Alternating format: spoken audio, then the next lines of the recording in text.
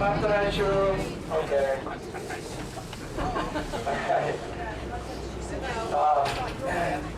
Now, my name is Tom. I'm going to be your attendant on this dive. And standing next to me, Captain Melinda Anderson. Getting our dock lines. One of our co-pilots, Michael Don, up in the helm. Is your captain on the way out anyway? Then that'll be Captain Preston Luta. Welcome aboard to everybody. Those are Aloha. And I want to tell you that before I describe the safety equipment, let you know that in the entire 20 plus history, 33,000 times, we've never used any of the items of safety that we are about to show you, not even once, okay? Underneath your seats on this vessel, if you see us pulling life preservers out, you can reach down, get yours, spread the bottom apart, yoke goes over your head, the strap around behind you, clips into the D-ring, pull that loose strap until it's nice and snug, cross your arms and fingers as you jump into the water. Many exits. If you get in the water without a life preserver, we also have rescue rings that we can throw to you. There are life rafts up on the top deck, and that is if this vessel wants to become a submarine, which any vessel can do at least once. The submarine that you're about to go to is done it 33,234 times. All right, now I just wrote the number. In this we have two items of safety, the airline-style life preserver. It is located in a compartment in front of your knees that are only opened in an emergency. Just take it out, put your head through the hole. The strap comes from either side, from the back to the front, clips into that D-ring, and then, of course, you use the yellow tabs to cinch down. If you have to inflate, you would not do so until you arrived on the top deck, and then you would pull the red tabs down or blow in the red tubes. The last item of safety we have is a respirator smoke hood, and we would use this in case there were any smoke or fumes. It's in an orange pouch. Unzip it, pull out the silver smoke hood. It's got a canister on the front of it, and it has plugs. You just pull the string to unplug it, slide it over your head, and breathe normal, which we would all do in an emergency. Yeah. All right. Okay. Now, I must also tell you that from our maximum operating depth of 150 feet, we can arrive at the surface on an emergency blow and go in about 40 seconds. Okay? No worries. All right, guys. Now, when we arrive at the sub, we're going to be pulling up along the port side and securing to the ladders.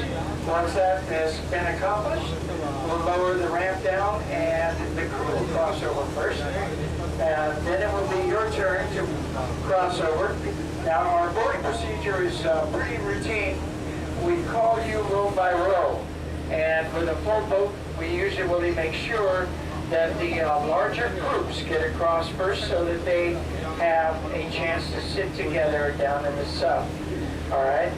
So just remain seated until your row is called. I don't see many people with shopping bags or backpacks, but if you do have the option of leaving your extra luggage here on this vessel, because we are, this vessel will remain on the dive site, okay? All right, so that's an option right there. Now also, once you're called, you'll cross over that midship ramp and down onto the deck of the sub. We'll guide you to either the forward or aft hatch, and when you get to that hatch, you want to turn around and face the ladder, okay? Make sure that you turn around and face the ladder when you go down. Seating for 48, and I believe we do have 48 guests, so make sure that you take the next available seat, no matter which side that is. But there's plenty of fish down there, and the visibility is good today, and I know we're going to have a fabulous dive, guys.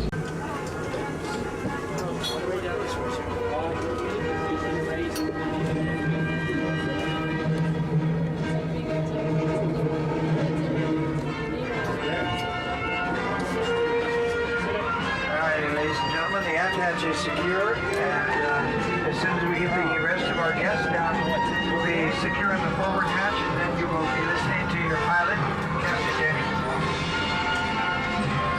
And each bottle is up.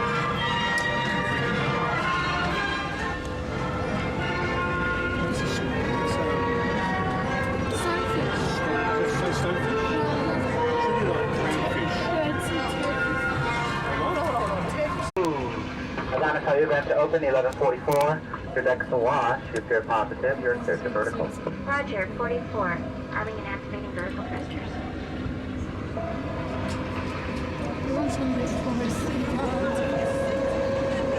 I see 2 operating vertical thrusters.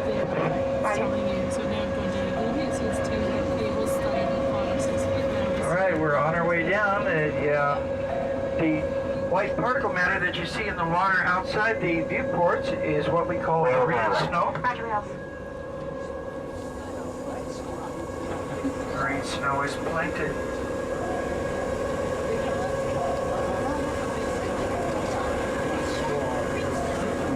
Sail is awash. Roger, down. VHS mask is emerging. Switch to underwater comms. Have a great time. Roger, surface switching now. Thank you. Alrighty, there you go. That didn't take long. Congratulations to each and every one of you. You are now submariners. And that is a very exclusive club.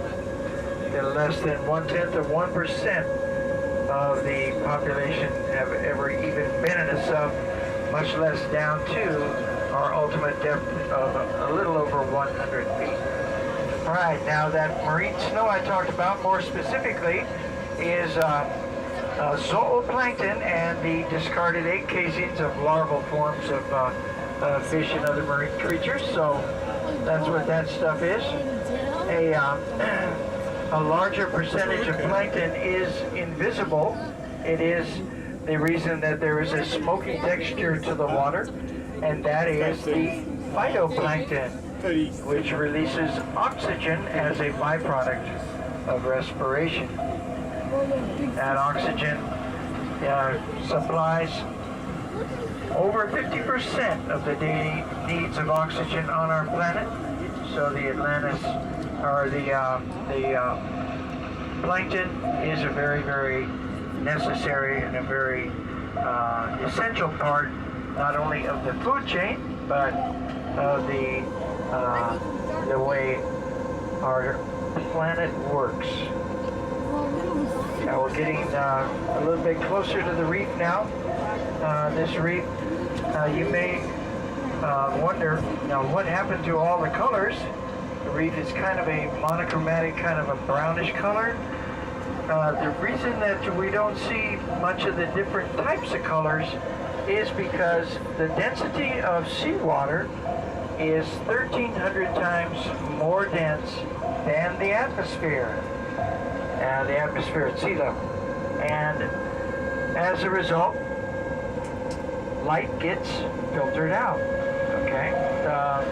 The light, which is still bright, is kind of an illusion really, because it's always darker inside the submarine than it is on the outside.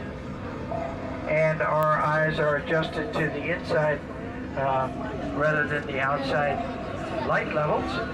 So it's always going to be bright. Even if it were raining and real cloudy and toward the afternoon, we'd still see all of this beautiful coral quite plainly, and of course the reef fish. Now the reef lives in a symbiotic relationship with the fish because all of the fishes, or 80% of the fish, rely on the algae that grows on this coral for a food supply. It's a big-tailed target fish called triggerfish.